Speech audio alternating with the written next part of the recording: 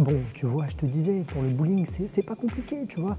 Il te faut une douzaine de quilles, une boule assez forte, 3-4 kilos, et puis toi, il faut que tu jettes assez fort quand même, évidemment. C'est une question de précision, de technique, mais je crois en toi, t'es le meilleur, tu peux y arriver. Prochaine compétition à Champigny, il n'y a que toi qui peux gagner. Tu peux nous faire gagner, l'équipe compte sur toi. Chut, quoi, chut. Oh, bah viens, on peut pas discuter ici.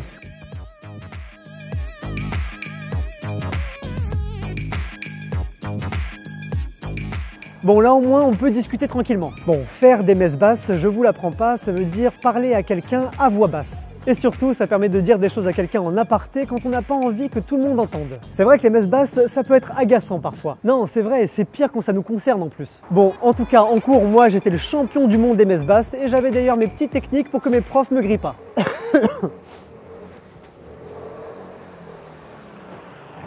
Bref, je m'égare. Au sens propre, et depuis le milieu du XVIIe siècle, une messe basse est le contraire d'une grand-messe. Et là, évidemment, vous allez me dire, qu'est-ce qu'une grand-messe? Eh bien, si vous ne le savez pas, une grand-messe, c'est une messe solennelle qui doit être célébrée et surtout chantée. Une messe basse est donc une messe non chantée dans laquelle le prêtre récite des prières. Il faut attendre la fin du XIXe siècle pour qu'apparaisse enfin le sens qu'on connaît aujourd'hui. Selon le linguiste, et plutôt beau gosse Alain Ray, cela viendrait directement des prêtres. Quand ils récitaient leurs prières, eh bien, ils marmonnaient, ce qui rendait leurs paroles incompréhensibles et souvent pas adressées à l'assistance. Et c'est exactement ce qu'on fait quand on dit des messes basses à quelqu'un. Et maintenant, tu le sais.